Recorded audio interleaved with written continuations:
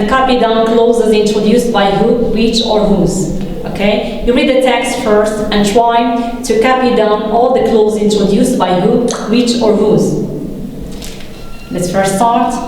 Biro Anis, who is now the Secretary of State in Morocco in charge of non-formal education and the eradication of illiteracy, has presented governmental measures which aim at limiting the brain drain. Mr. Biro explained that the low number of job offers pushes many competent people to immigrate.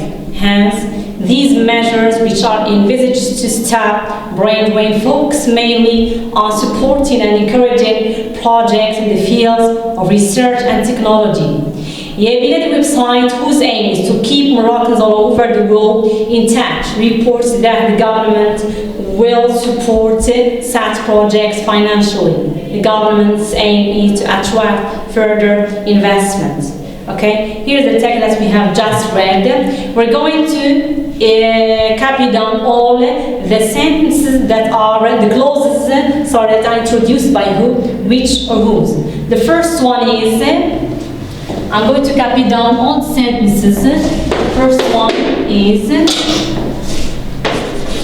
who is now the Secretary of State in Morocco. Second clause.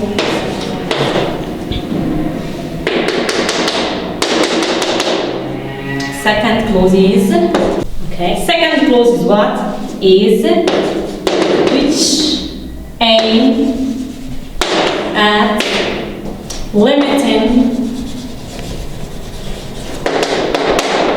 limiting the brain drain. C, the third clause is which are envisaged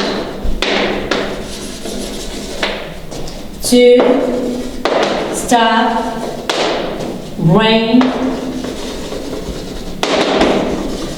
drain.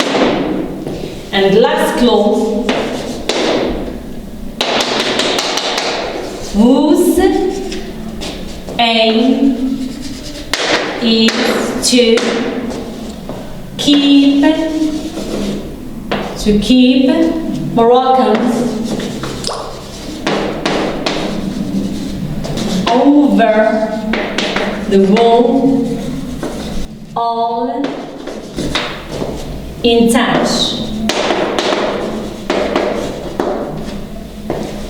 Okay, this is the first task.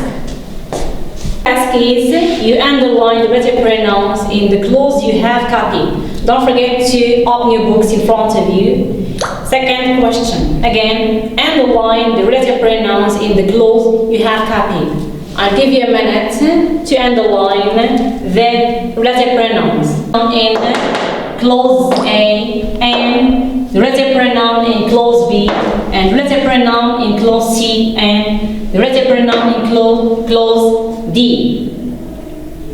For clause A, the relative pronoun is who. The relative pronoun in clause B is which, and the relative pronoun in clause C is which again. The relative pronoun in clause D is whose. Is this clear? This is the second task.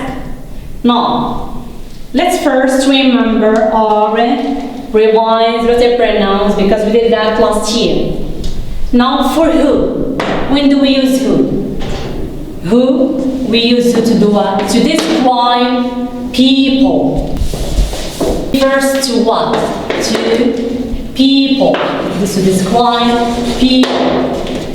Is this clear? Which is used to describe objects or things. Again, the same is to describe objects or things. For whose is used to describe what? To to describe what things belong to. Clear? What things belong to.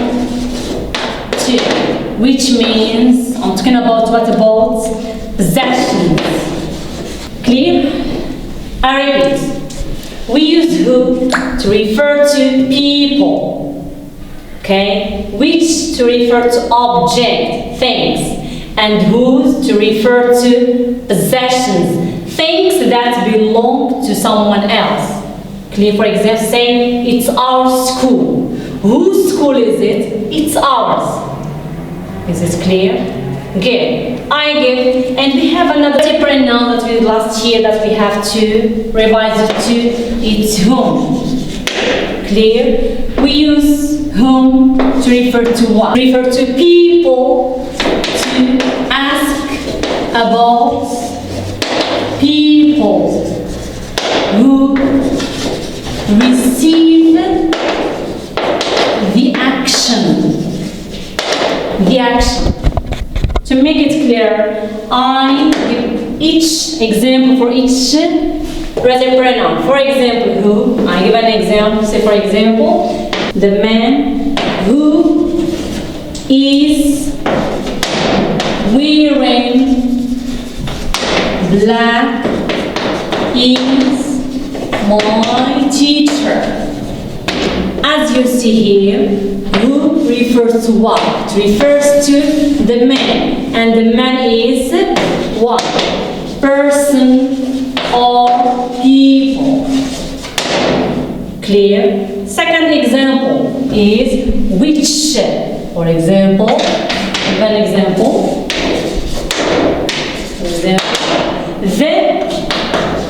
The ring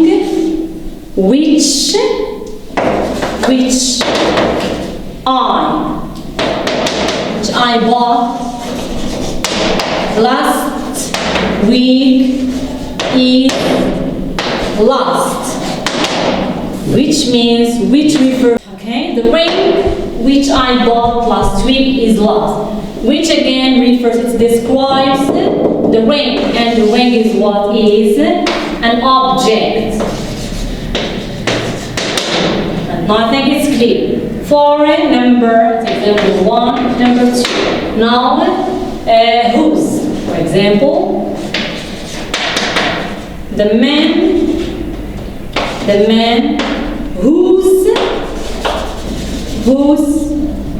whose car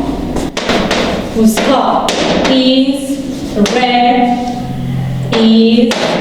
whose car is red is my ankle. And we have possession. The car of the man. The car of the man. We have here possession. The car of the man. Okay. For number 4, whom? For example, the woman whom I met yesterday is my aunt. Which means here we have what? Who received the person who receives the action. Receives the action, which means the original sense is what? The man or the woman asks, which means we ask about the person who receives the action, and the person who receives the action here is who? Is the woman, which means the original sense is I met the woman.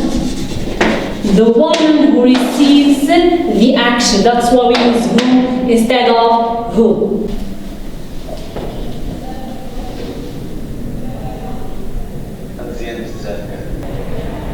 Notice the situations A and B and answer these questions. It's exercise 3.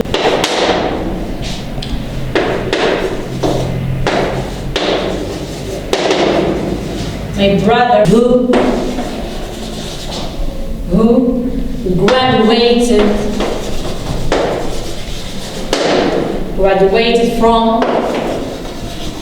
from university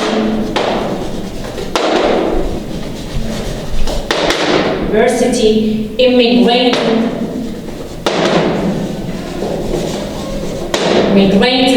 to Canada. Example B. My brother who graduated from university. My brother who graduated from university immigrated to Canada. This is the first question. Read the following sentences and try to find out the difference between them, between these two sentences. Take a minute to think or to find out the difference between the two sentences. My brother who graduated from university immigrated to Canada. Second sentence, my brother who graduated from university immigrated to Canada. Listen, when we have what? We have the relative pronoun, relative clause, again relative clause. When the relative clause is not set by commas, as we have in the first sentence, in second sentence we have relative clause, but it's set up by commas. When we have a relative clause set up by commas, it means what? It's an additional